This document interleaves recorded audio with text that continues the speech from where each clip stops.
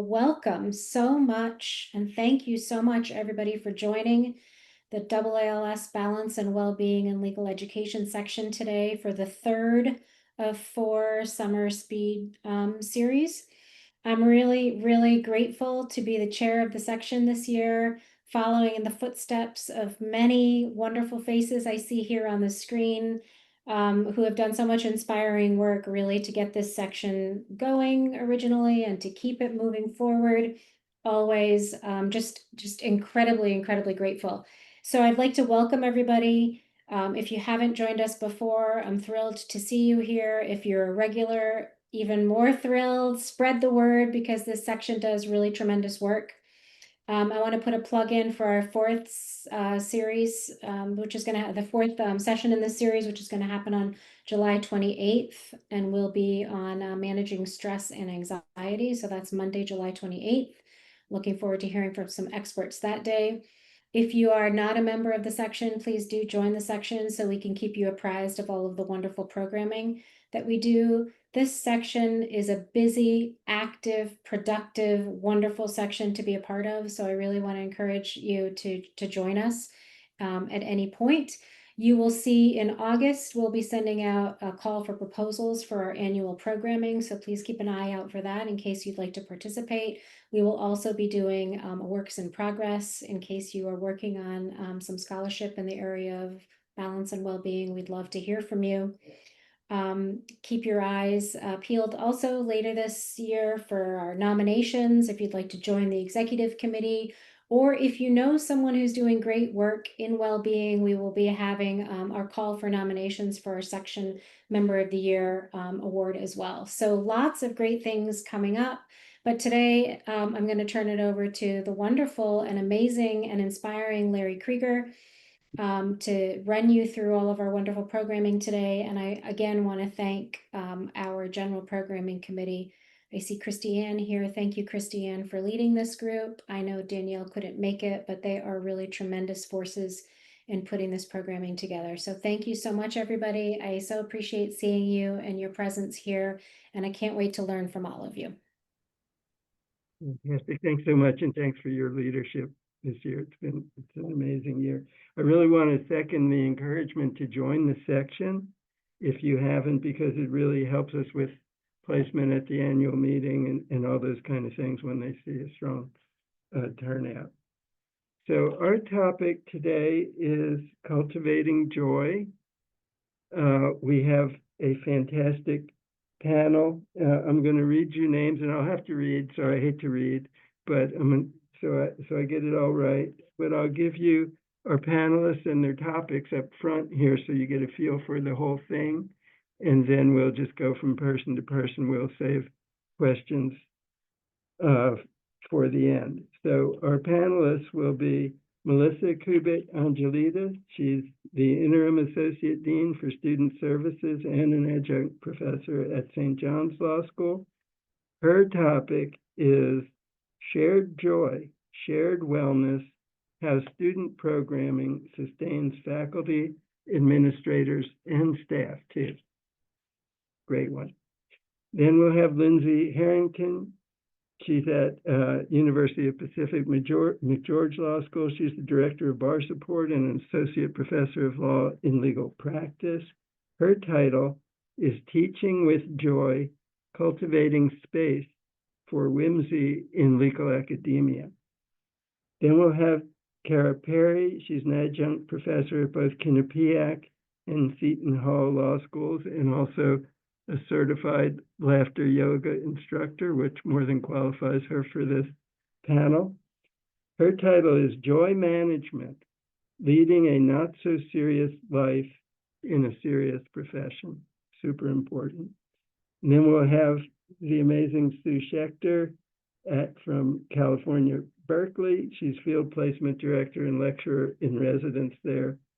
And she will get us going with a practice, starting the day with an intentional practice, wake up, go.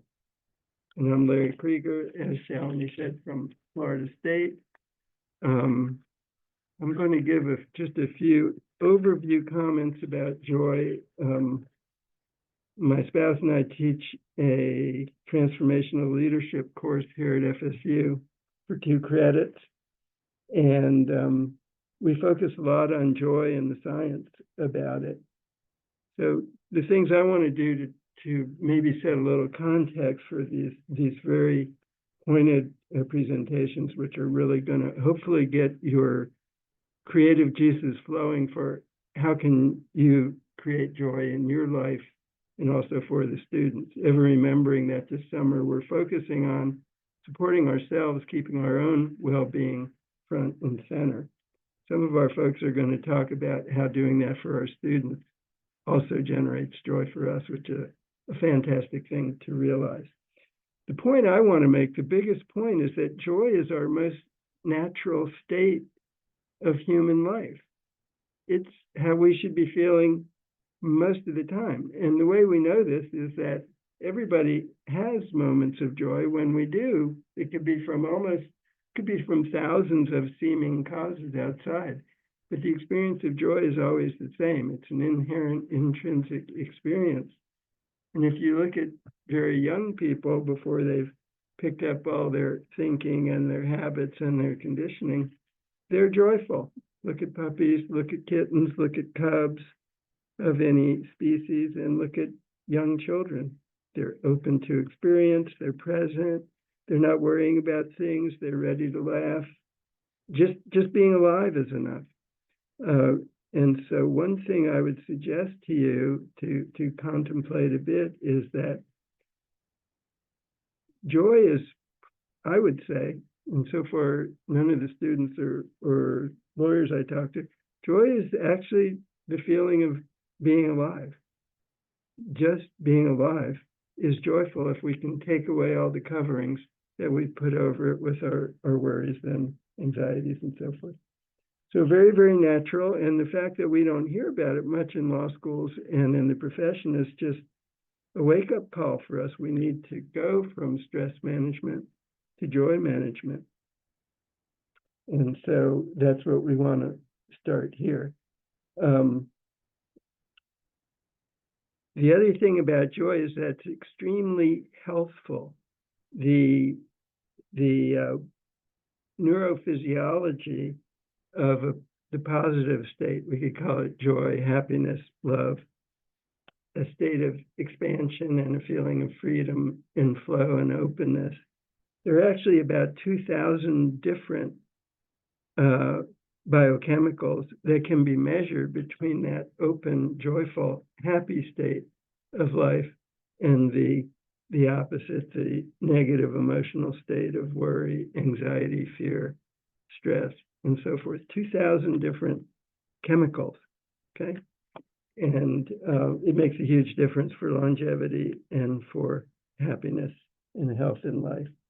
So the only other thing I'd say, just as a sort of organizing principles, is if what we've found and what we try to teach is, in order to cultivate joy in your own life, 2 basic ideas. One is to realize that the nature of it is open, free, flowing. So anything you can do, and typically this will mean less thinking and more moving of the body, of the breath. Anytime you can remove a limitation that you had, well, I shouldn't do that because I'm so serious, or I'm a lawyer, or this and that, and actually break a boundary, take off a restriction that you put on yourself, maybe put on a red clown nose in class, who knows, it could be anything, but you'll find that it creates a feeling of joy. So it's a feeling of unrestricted flow, really. And so movement and breath, and any time you can do something that's a little bit of a surprise, but it's a positive, will bring joy to yourself and to others. So enough of this foolishness. Let's get on with our panelists. So first, Melissa.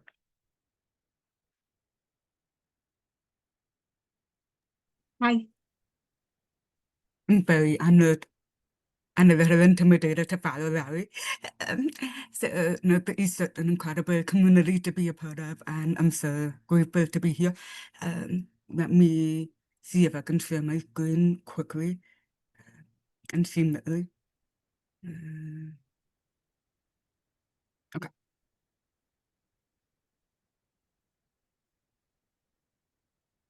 Okay, did everyone see this? Yeah. Okay. So my topic when I saw this proposal for this section, and that the topic was cultivating joy. I immediately thought about the work that I am so privileged to get to do.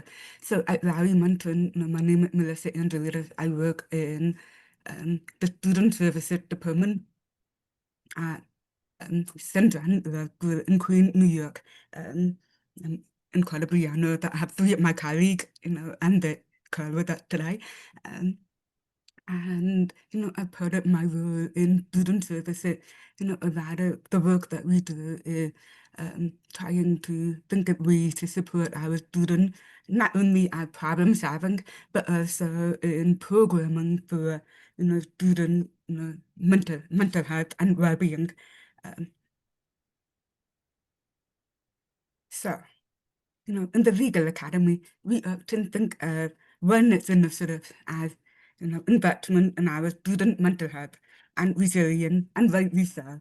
These investments take time, resources, often time, money, and, in the student services administrators, some trying to identify and create multiple student wellness programs sometimes can feel like a lot of work, right? One more item that we have to add to our ever-growing to-do list that I'm sure everyone on the call can empathize with. But what if we reframe, creating these programs as shared experiences that also benefit us too? I'm thinking like, I get to do that type of work. Prior to coming to St. John, I was a litigator in New York and New Jersey court for 10 years. And I've been at St. John for about 8 years. And, in the next few minutes, I'll talk to you about some of the wellness initiatives, that I've had the privilege of being able to put together, at the law school. And I think to myself, I get to do this as part of my job. Uh, and that really, sets the tone for my day. So trying to reframe the narrative of, the work that we do as student affairs or, the school administrators and professionals, and, thinking that not only are we of course, always focused on the student and supporting them, but trying to think of ways that, the work that we do for the student, how could we find personal fulfillment and joy, and how can that work affect, affect our own self-care? And the moment of joy, and yet the programs are for the student, but we don't just have to put them together, we can also participate as well. The moment of joy and happiness are part of that work. The student respond well to happy administrator and professional when, the school is a stressful environment. So, they respond to the energy that's around them. So I want to, for the next few slides, I want to be mindful of timing because there are several other panelists that I want to make sure they have ample time to share. So I just want to share a few examples of some of the wellness programs that I've been a part of and putting together at the law school. And, I'll share, my version of show and tell, in the program, but like do it yourself, try and mix put together your own sensory self-care kit. So items that students can use that affect other senses, the eyes, the smell, the touch, tactic for the map, snack, etc. Put together your own flower bouquet. Now, mind you, some of all of these programs will alert you. I am the one that drives to Trader Joe's at 8 o'clock in the morning and order and pick up hundreds of dollars worth of flowers, put them in my car, and bring them to the work for the student to put together these bouquets that I have taken apart from the assembled one to Trader Joe. So then I said, but no, but the work is worth it because I get to pick up I get to have dozens of bouquets of flowers in my car and get to see the happiness that are on the student faces, and to be able to have hundreds of flowers in my office in the morning to put them out for the student to put together during the day is incredible. And we've done yoga session. We do one that works with the student. We invite them to join the student services team, and we take a walk around campus. So we, but the connection with the student, and it gets us up out of our offices and moving. Throughout the day, where it's so difficult to find that time to just stop what you're doing from other emails in the meeting. So by creating these programs for the student that we are participating in, it actually allowed me to get some extra steps on my route that I normally wouldn't in a typical day. So these some photos here. So the picture on the top right of the screen is a member of my student services team as we are putting together flowers.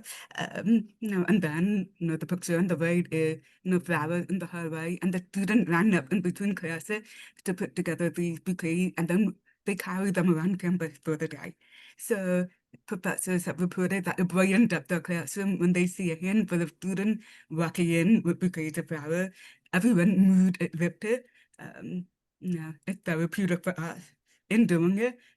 This is part of our work day, but we get to do this. And look at those smiles. Another great one program we do is Plant Good That, the mini succulent, and then you can see in the picture on both the left and the right, under that corner of the screen is positive affirmation stickers. So students can pick up a pen and put a positive affirmation on their pen and carry that throughout the day. Uh, and so what the picture did not show is the work that my team put together to put out the display. We individually printed all of these succulents from the not so pretty the container into a mini ceramic pot so that students could have that at a more permanent structure and put the stickers in. So we spent a few hours in one of our offices with gratitude to the cleaning crew that had to clean up all the soil from the floor, from the carpet. But again, my colleagues and I worked together for hours to make this happen for the student, and we shared so many laughs, and actually getting to print was incredibly rewarding and fulfilling for us. Recently we did a tea break where students picked their own loose leaf tea and made their own tea bag. And then, doing together in community, with administrator and faculty and staff in the work group. And, an email went out. So the administrator, faculty, and staff were also aware of it and came down to the first floor hallway, to make their own cup of tea. So a really nice opportunity for engagement and community. And then finally, even though we're in a group that has very little to do with mathematics, to find any incentive to feed our students, we do implemented a pie day on March 14th every year. And if it doesn't fall during the week, we observe it. And everybody gets individual pie. And the picture under that is my student services team, some of whom are on the call today. And I mean, incredible what not to like about hundreds of pies in your office and outside of your office. So the smiles that it brought that day were incredible.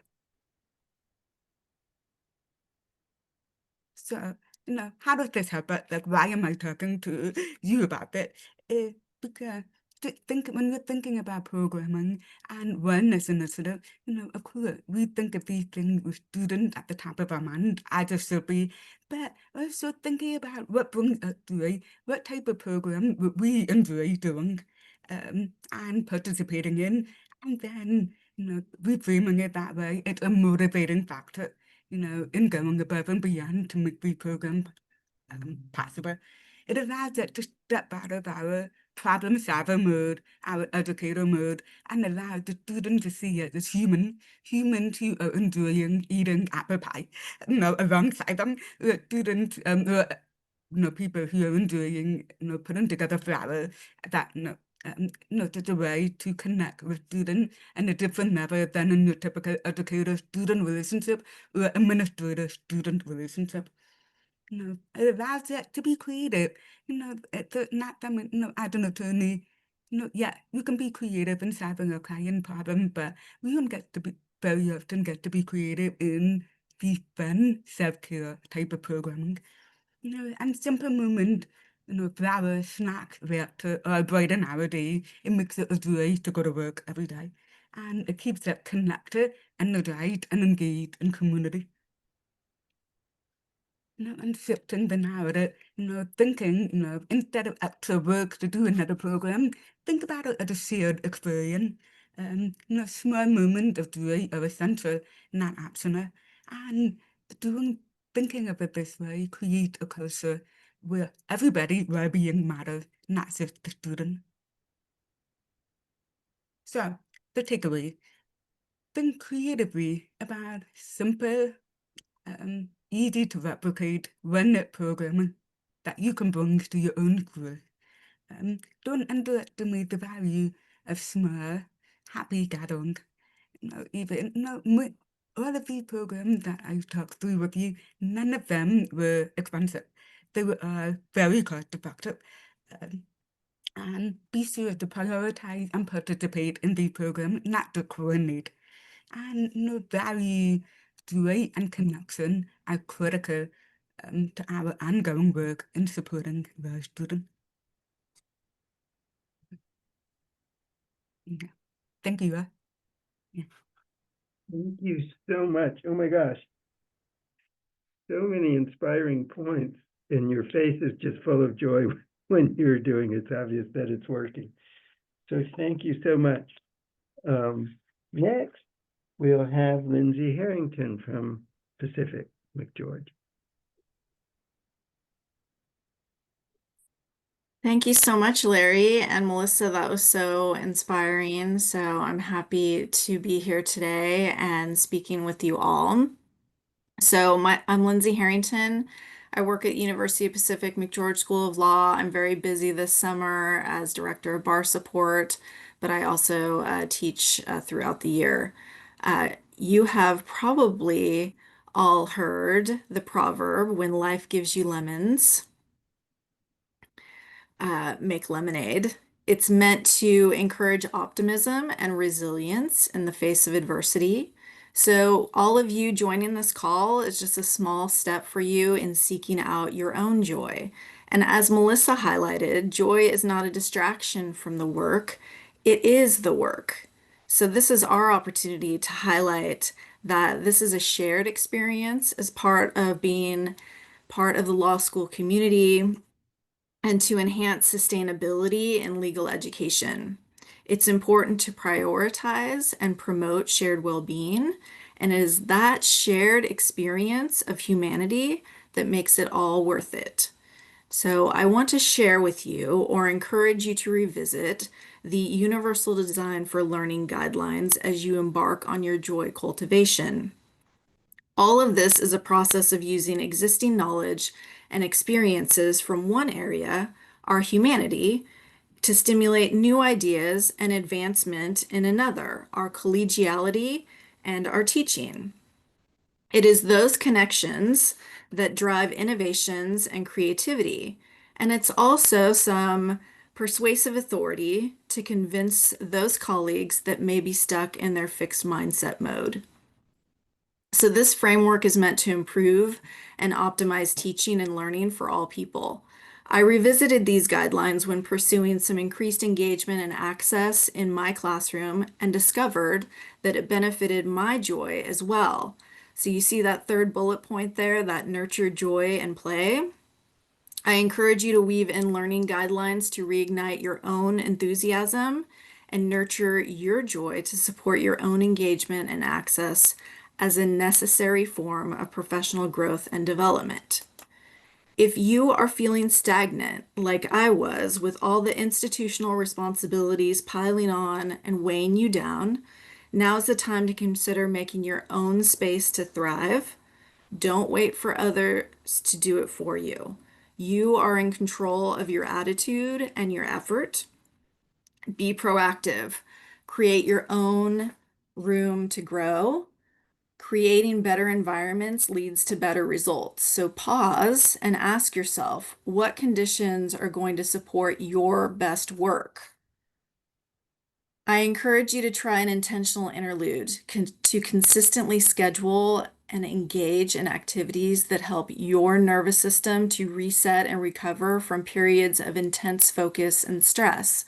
These planned pauses are a practice of intentionally disengaging from demanding tasks to allow the brain and body to relax and recharge, rather than pushing through to exhaustion. By allowing for recovery periods, it helps to maintain focus and cognitive performance during work and other demanding activities. So, by prioritizing rest and recovery, intentional interludes contribute to better mental and emotional health. This defocus practice is where you shift focus away from intense cognitive tasks to activities that require less mental effort. Things like Larry was talking about, like such as walking, listening to music, or an activity that brings you joy. For me, it has been creating a whimsical community self-care space. It's simply a period of time to promote reflection, rejuvenation, and change of focus. You may wish to elevate your interlude with whimsy, and here's why. My use of whimsy in class or in my workspace is rooted in the theory that those brief moments of levity are a powerful means to bring people together, build community, and weave moments of joy into legal education. When I set aside time to be creative about how I prepare for class, it alleviates my own daily stressors on the job and reignites my joy of teaching and learning, which should be celebrated by all of us in legal academia. Whimsical design is ultimately about embracing creativity, expressing individuality, and adding a touch of magic to everyday spaces. It can be simple, like when I put a positive affirmation in the workspace bathroom mirror that simply states, "You are doing a great job." Maybe it's a fun decoration on my door, a rotating candy jar outside my workspace, posting the joke of the week, putting out some stickers, something fun and unexpected like small containers of Play-Doh to ease anxiety and provide a brief sensory experience. So be open to serendipitous thinking about legal education. Transformative leadership insights often come from unexpected sources. So today, I encourage you to routinely incorporate reflection and whimsy into your space. So I routinely do this whimsical, intentional interlude, which motivates me for the next day. Here, the rose represents a highlight, a success, a small win, or something positive that has happened, like getting this invitation to speak to all of you. That is my rose for the day. The thorn is a challenge that I experienced or something that I need support with. And then the bud is a new idea, something you're looking forward to, maybe, or something you're looking forward to learning about. So just remember that rose, thorn, and bud and take a minute later today and try it. The unfortunate reality is that there are individuals in our institutions that will challenge our joy cultivation every step of the way. Make sure you go out of your way to sit at their tables. You earned a seat at all of those tables. Remember that and internalize it. And then keep showing up and bringing your authentic self. So here I'm drawing some whimsy from some pop culture references. It probably dates me a bit, but find your community, your people, your source of strength to cultivate your version of joy in the profession, and know that we've got this. So thank you to the AALS section in Balance and Wellbeing for the invite. I am inspired by all of my joy cultivating colleagues. Thank you. Just fantastic. Thank you. So inspiring. Well, let's just keep going. That was just wonderful. All right, Kara Perry. Thank Here we you. Let me just make sure I'm sharing my screen here. Okay, can you see my screen? Kara, and let me just pop in and just remind everybody, take notes of things you want to bring up at the end or questions you want to ask, or if you're bringing ideas or getting ideas for joyfulness, we want to hear them in the time after our panelists speak. Okay, can you see my screen? Yes. Okay, great. Well, thank you. And thank you, Melissa and Lindsay. I mean, Melissa really embodying Stop and Smell the Roses with that programming. And Lindsay, I love that you brought the word whimsy back into my vocabulary. It just fills me with joy in and of itself. So my name is Kara Perry. My pronouns are she, her, and hers. I'm not sure why they didn't appear on my name, but I'm thrilled to be here. I'm really honored to be here with you today. I am an adjunct at Quinnipiac Law School, where I co-teach the Integrative Law Approach to Negotiation Clinic, which integrates well-being into the curriculum. And I also teach a wellness and mindfulness course at Seton Hall. And I'm thrilled to talk to you a little bit today about joy management, leading a not so serious life in a serious profession, very inspired by Larry's work. So, okay. And so just very quickly, a little bit about, I think Larry did such a great job, and everybody has, about sort of what is joy. My background, as I did practice for 22 years, and then I became a yoga teacher and a certified laughter yoga leader. And so a lot of my definition really comes from that training, as well as more of the research that I've been doing now into this topic of joy.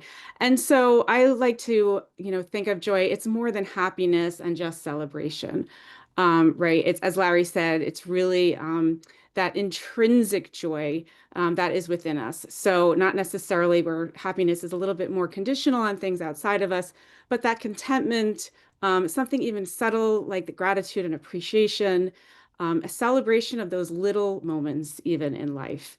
And then what I really want to focus on today, with this section that I'm focusing on, is really that it's an emotion, but it's also a practice. And we can actually flex that joy muscle. So what happens to joy as we get older? So children, as Larry said, are really the best examples of joy in practice. They tend to be just naturally joyful. And they laugh and ask questions. So like they laugh like 300 times to 400 times a day. And then as we get older, we laugh. Some of the studies are like 10 to 15 times a day. That's some of them say even 5. And usually it's dependent on somebody making us laugh. And as we get older, we just start to ask less questions. We start to be less curious sometimes. And they have found that even as kids enter into elementary school, they're starting to learn that there's right and wrong and starting to ask less questions. So we start to get more serious as we start to adult and we have real pressures on us, mortgages and all sorts of other things, taking care of other people and humans, and the important work that we do, really does have a lot of challenges. So I like to think about joy not as frivolous, but really more strategic. Right? It gives us the capacity to navigate difficulties while keeping us whole and really connected and human. Goldie Muhammad, who's written Unearthing Joy, defines it as wellness, beauty, healing, and justice for oneself and across humanity. And I love that. And we can cultivate joy. We can have practices to help us remember to cultivate joy in those difficult moments. So I'm going to invite you very, very quickly to do a quick practice with me here. You are welcome to keep your eyes open. You can close your eyes. You can lower your gaze. And then just take a deep inhale through the nose. Let your belly fill up. Slow open mouth exhale. And then just think of something that made you smile today. invitation for another big inhale through the nose. Open mouth, slow exhale. If you closed your eyes, you're welcome to open them again. Very, very quick centering exercise that I start all my classes with, I start my meetings with. And really the idea is to help us manage our energy, right? Regulate our nervous system in a very dysregulated world that we live in. And this power of choosing presence over panic. I like to say you can do this even just the deep inhale, the center before you enter the classroom, the courtroom, the boardroom, and I highly recommend it before you enter your teenager's room. But how else can we practice joy? There's a lot of different ways that we can practice joy, and I'm just going to throw out a few here for you to consider bringing into your classrooms and the work that you do, and just even your just personal life into your day. This idea of laughter yoga really is about just tapping into that childlike playfulness, that inner joy. And so adding some play, some whimsy, I love Lindsay's word, into your day. And I like to ask my students and think of what you like to do as a kid. And there was a student who was sitting in the back of the class and wrote and said to me, wow, the whole energy in the room changed when people were talking about what they like to do as a kid.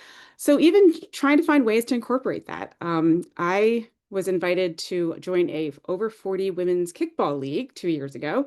And I thought, I don't have time for this. But I remembered how much I loved to play kickball as a kid. I grew up on a court. And so I said yes. And it actually has been really joyful to get outside, to connect with others. Knock on wood, I haven't gotten hurt yet. So far it's been joyful. And then adding novelty, like Larry had mentioned this too, adding some novelty maybe into even the mundane. That can be as simple as adding a great energizing song to your day. I've recently changed my core workout to use a weighted hula hoop and then add a really fun song. And it's just a different way, and it adds a lot of fun and joy to that exercise. Laughter looping instead of doom scrolling. This has become one of my favorites. Instead of doom scrolling, you can find a video of, I have one in the resources, of a baby laughing and get yourself laughing. And that can help with all those happy chemicals. And then finally, lighten up to level up. I like to tell my students, listen, you can take your practice seriously. You can take your law practice, your yoga practice, your meditation practice, but let's not take ourselves too seriously. And I've been giving out these props, the red noses, to all my students. And if the students have children, they get one for their children. And at the various conferences I've been speaking at, these are clinical professors, and then at NALSAP, to take these, and you can keep them in your car on your dashboard. And then if somebody cuts you off, or you cut somebody else off, and they give you that New Jersey salute, as we call it, you can pop this on and just give a little wave. And it allows us to actually, humor and laughter was maybe one of the first peace symbols. It allows us to disarm tension-filled situations. So intentionally choosing joy sometimes in these difficult or tension situations, because your energy in the world really matters, and it actually is contagious. So I have several resources. There's a lot of other ways to incorporate it in, some really great TED Talks, some different books, and some articles that I'll be happy to share with you. And that will be it. Thank you so much. You're Wow, welcome. we're just hitting it out of the park today. Thank you all so much. And Sue Schechter, Wake Up Go.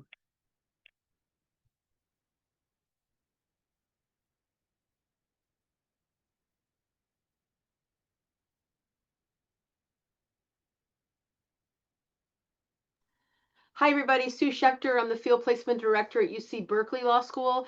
I just celebrated my 19th year anniversary. I always tell students I've earned this. It's not blonde, it's gray. Of course, they threw a big party for me, and it was really wonderful here. I'm totally kidding. I'm the one who sent an email out reminding people that I'd been here forever. So, what I want to do is just introduce you to this practice that I learned during COVID times, and it's really helped me get up in the morning and get moving. So the conference, and some of you might have been on Zoom land with it, whatever, but it was IWILS, the Institute for Wellness and Law, and it was this wonderful person. She was a little, and I hope she's not on this call. I don't think she's a lawyer, probably not. She was a little cheerleader even for me. So I had to kind of like really try to listen to the words, even though her energy was pretty infectious. And she started by saying, Barack Obama does something, and all these famous people do something. And I thought, well, heck, if they're doing something, I should do something to get myself out of bed. So it's this thing, it's called Wake Up Go. And this is what it looks like. And again, I find joy in it in the morning. Somehow, I put my feet on the ground and I say, it's going to be another day. It's going to be another good day. And then I get started. So it generally takes me about 15 to 18 minutes, but I think it's designed as an 8-minute start. This is what it stands for.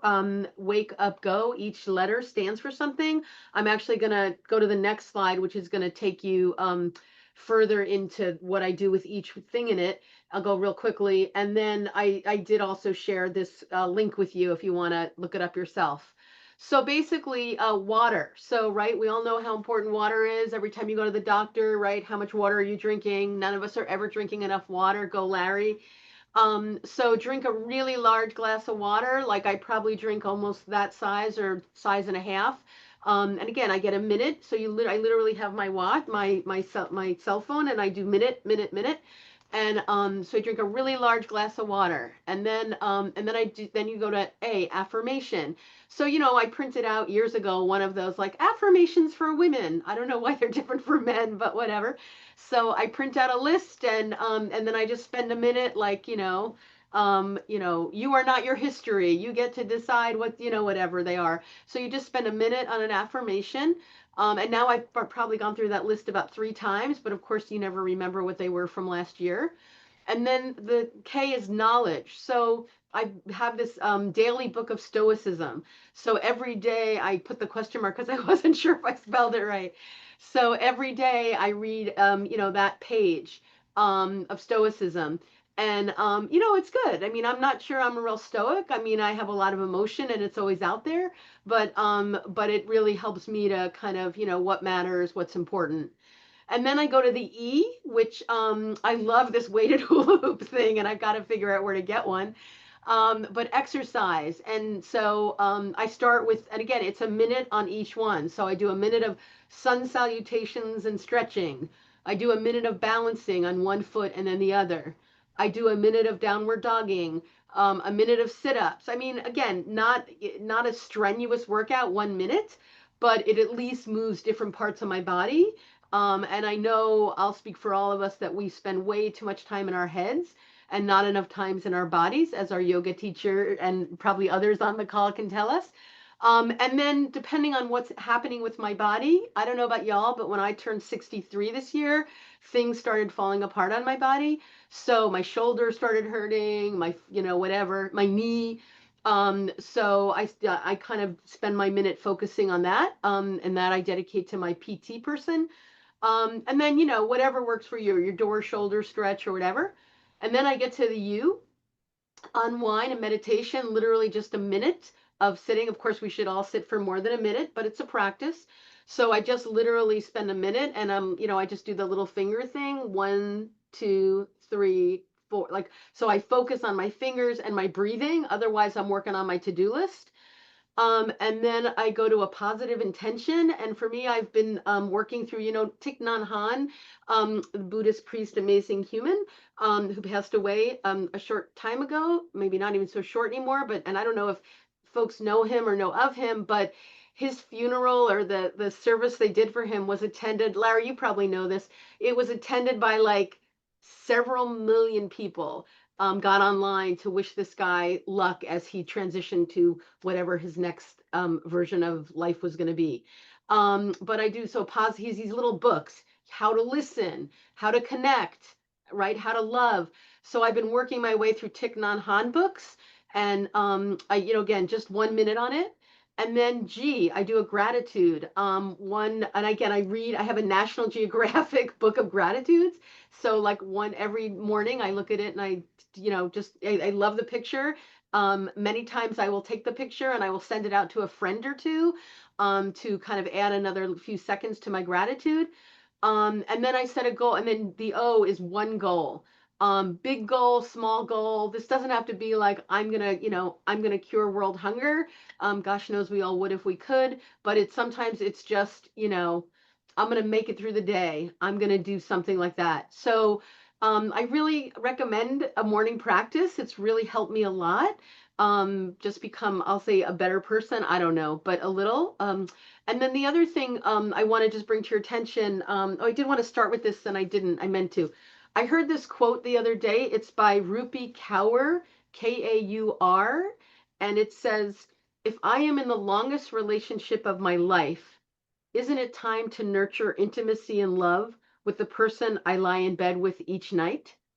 So even if you've been partnered for 48 years and you're whatevering, I mean, the reality is, we are who we have. We all die alone. And sorry if that's a little negative, but so I just think this idea, like, we got to start with ourselves, right? And start where we are and who we are, and then, bring the love.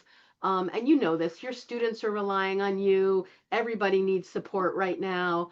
And all that good stuff.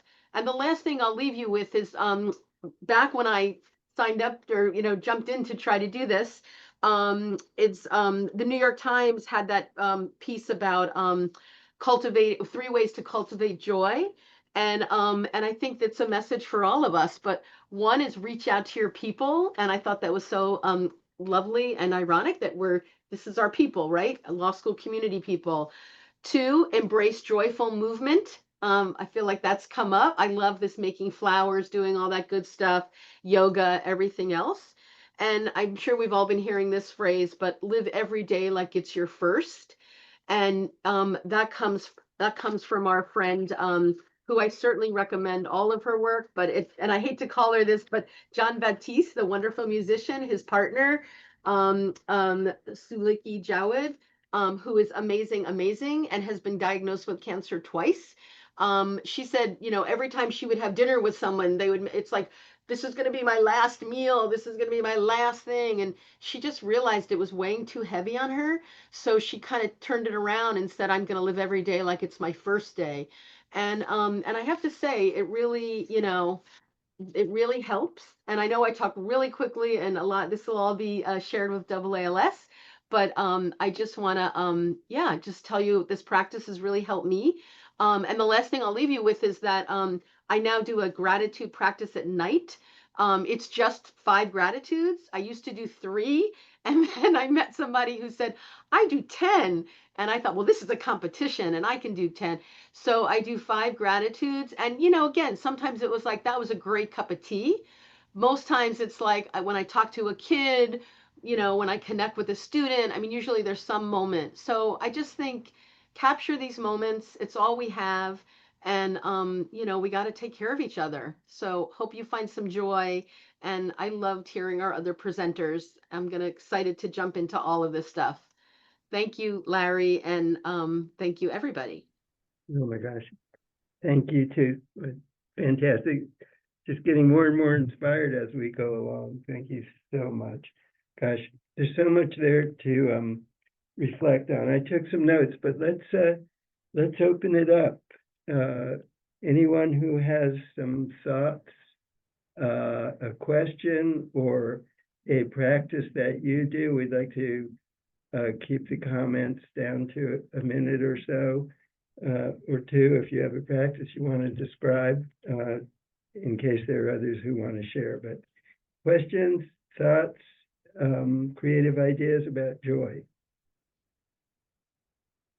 And I think just jump in. I can't see everyone, so I think just go ahead and feel free to just turn your speaker on and speak. And if there's 2, then somebody stop and let the other one go first.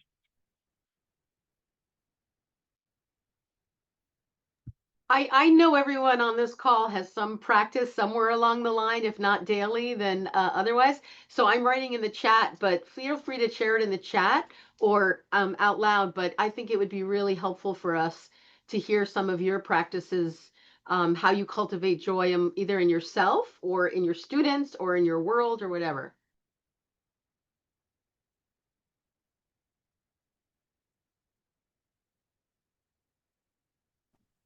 All right, this is Justine Dunlap. I'm gonna jump in and just big grin because talk about community and connection, creating joy.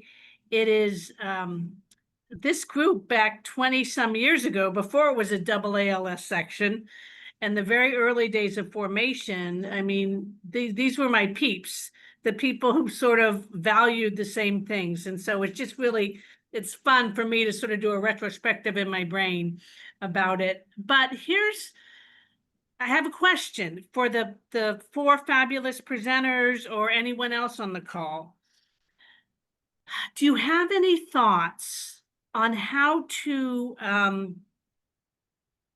manage and perhaps invade student cynicism? Because, and I'm thinking of an example last week when I was at the law school and there was bar studying going on and there was ice cream and, you know, sort of chirpy people saying, oh, let's go have ice cream. And several students like gave this big eye roll. And it's like, I wish they'd quit with all this positive stuff. We hate being here. Let's not pretend this is any fun.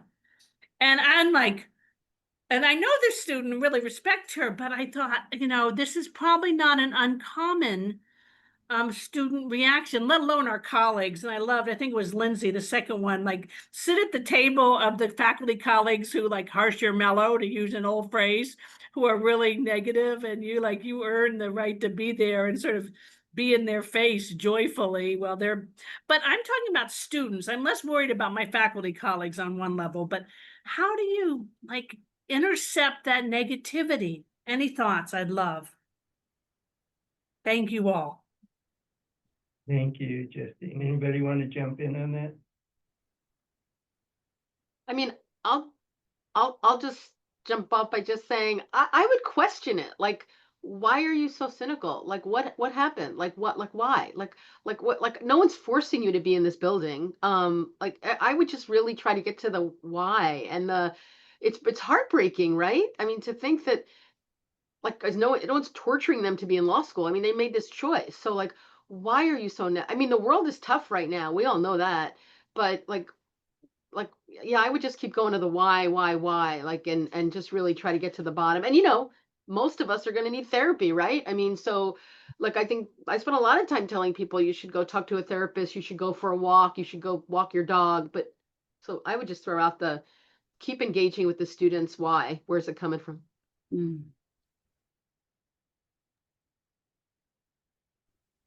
Thought on that. I think Rosie has her hand up there.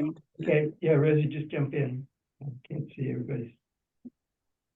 I would just add that when I start a presentation that is a little bit what people might term like soft skills, but we now think of as power skills, I say right off the bat, and Justine, I so hear what you're saying, by the way. I say off right off the bat, if you're cynical or skeptical, welcome that part of yourself. It's trying to protect you. And law school trains us to be even more cynical and skeptical. So that's just know that when you have that experience, that's quite normal. And I treat it intellectually and I keep going. And a lot of them nod. So for whatever it's worth. And then I always emphasize, as I know everybody seems to do, that the science behind any practice. That seems to help a little bit. Yeah, that's what I was going to say, Rosie. Getting to the science usually behind it is often helpful. I find with students, I mean, that might not be something you could do as they're going over to get ice cream. I think in, that situation, I'd probably do a silent loving kindness meditation for that person. And, they're not going to get it, in that moment, unfortunately, right? But in my class and even with the nose and the, the whimsy, we talk about how it helps them emotionally, and I connect that to the intellectual, right? It opens you up, and I say to them, and I go in their face, like, get serious. And when you do that, right, you contract, and then now I put the nose on, right? And then what happens when you're more open, you're more willing to learn, you're more creative and tapping into that creativity, so we really delve into like, what does it do? It's not just to, it's not to be contrite or, to not, to help you disregard the challenges that they're facing, right? It's to help them through that. So, but I recognize that when you're giving out ice cream, doing something nice, sometimes, I think it's probably more of what happened to you, and the why behind that reaction, that sometimes you don't have time in the hallway, but. I'm going to jump in for a second too, and I completely agree with what everybody has said. And I also sometimes approach it in a slightly different way, in that sometimes I just focus on the ones who want the joy. So I have the same approach with faculty members who I think don't buy into this stuff. I just ignore them.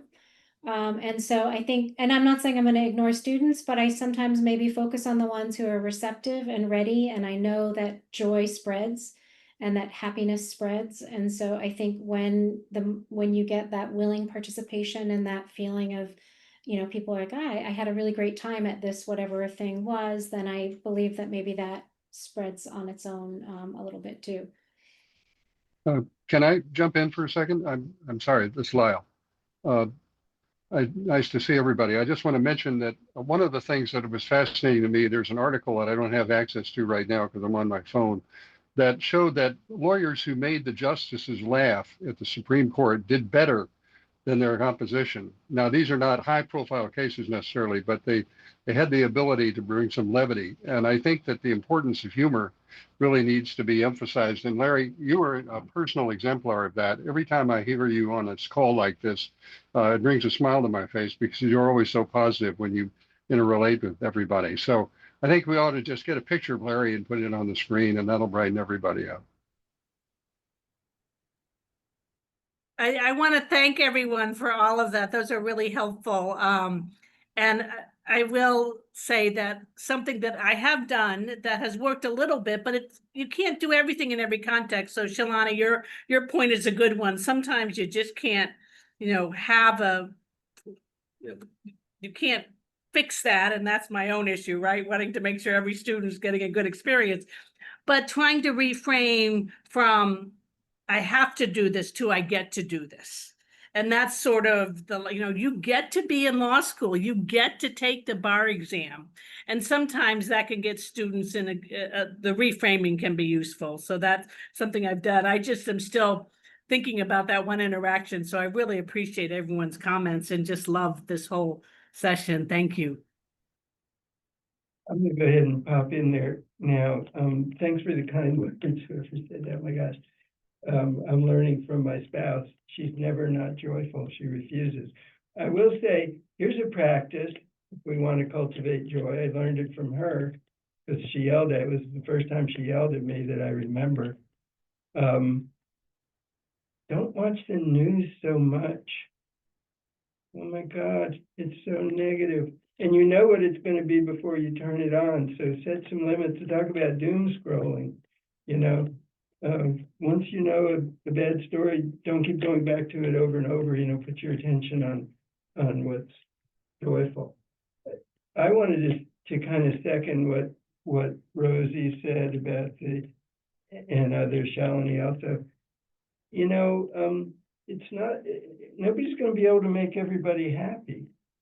It can't be done. I mean, we love people and we want to cultivate that love in ourselves. So focusing on the people who are down and negative is worthwhile if they're coming to me because they want to talk about it, and then they're asking for attention. Otherwise, just give them space, give them space. They're having a negative mood and they'll work it out, and don't let it bring me down. The other thing I do that someone mentioned, and I really try to head this off, is look, folks, we know with all the focused intellectual, Nobody's talked a lot about intellect. There was a lot of intellect in the presentations. Thank you all for all the careful thought. But nobody's talked about how your intellect makes you so joyful, because it doesn't. It's a tool, okay? You don't feel joy up in here. It's just not up, it's down here in your heart and in your body.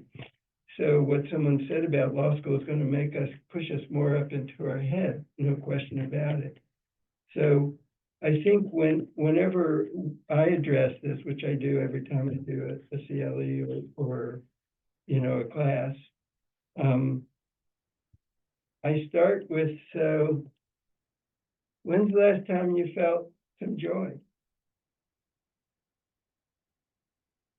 And then, because I remember the first time I started to deal with this, I almost felt nauseous, thinking about how am I going to address this with law students and lawyers. There's going to be such a, one of the things Thich Nhat Hanh said was about, is the pot open to catch the water, or is it turned upside down, right? You got to talking to a lot of upside down pots about this.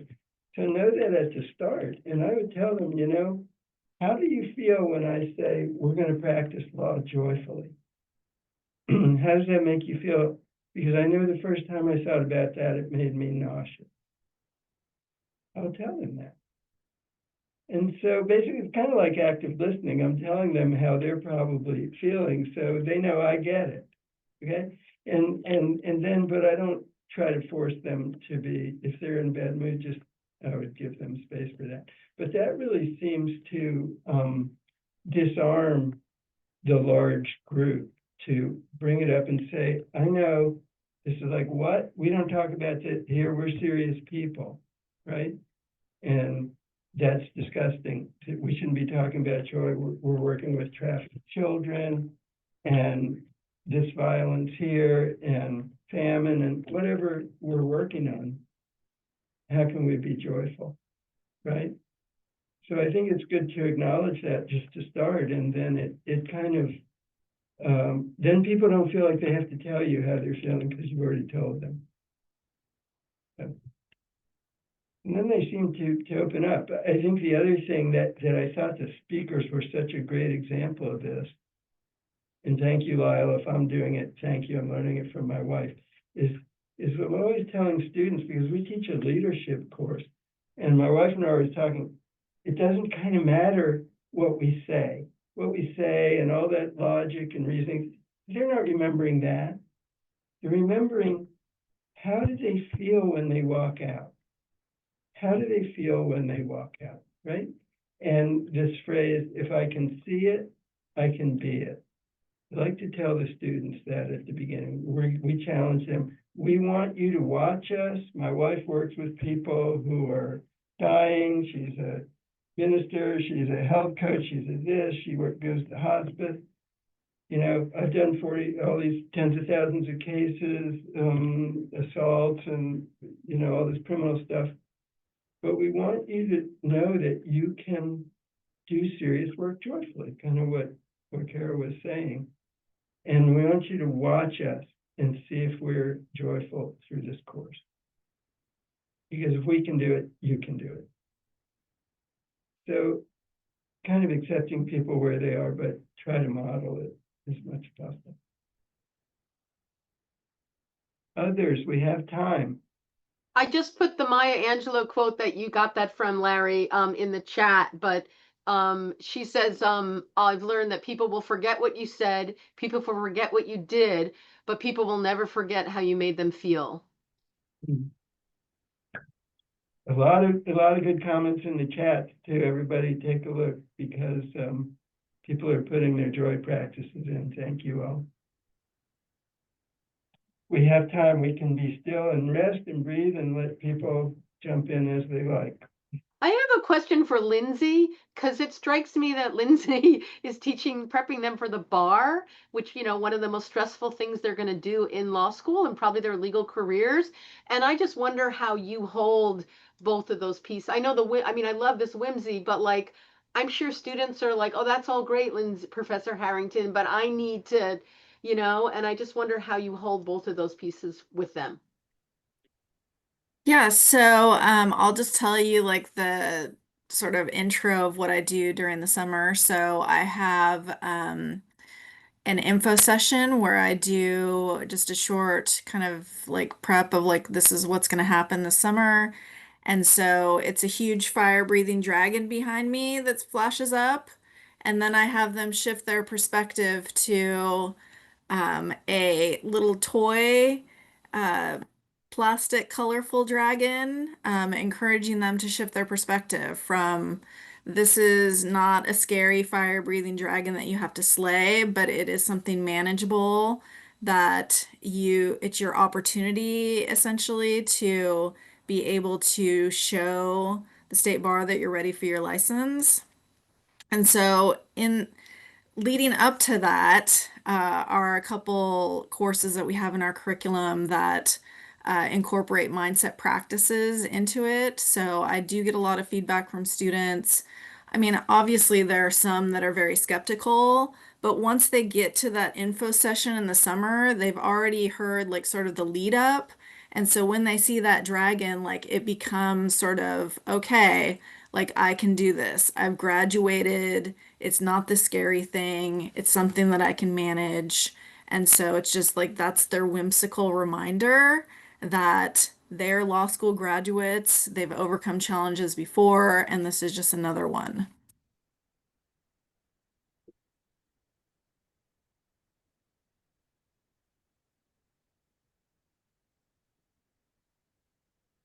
We have 4 or 5 minutes, and we'll just listen and breathe and be grateful for each other until somebody jumps in.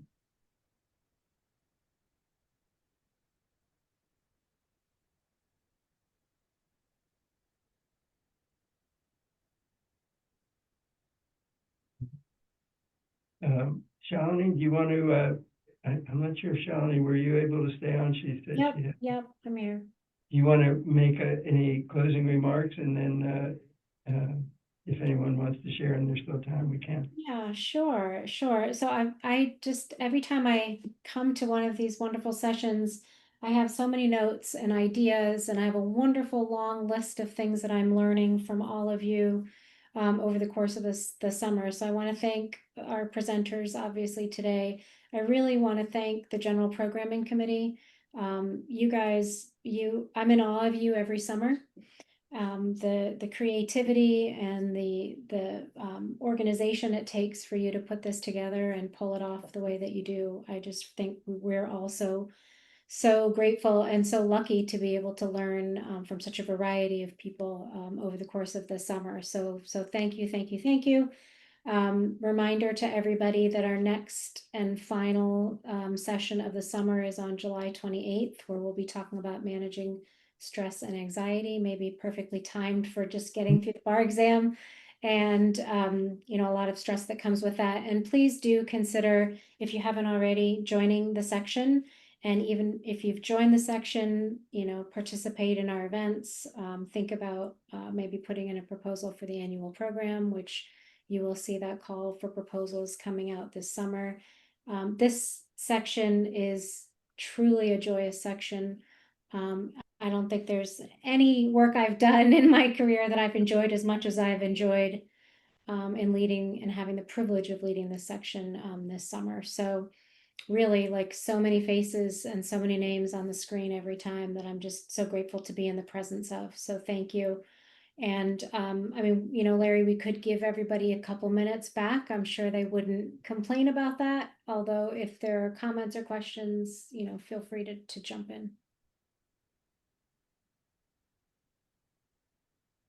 I'll mention one other thing too. When the nominating committee puts out a notice about nominating yourself or a friend for the executive committee, if you think, I don't want to get all involved in that business, but I'd like to be involved more, you can just respond and say, I'd be willing to work on a committee and help us with setting these up, or the newsletter or something like that as a step in, and see if you like it. So we're so grateful to have all of you with us. And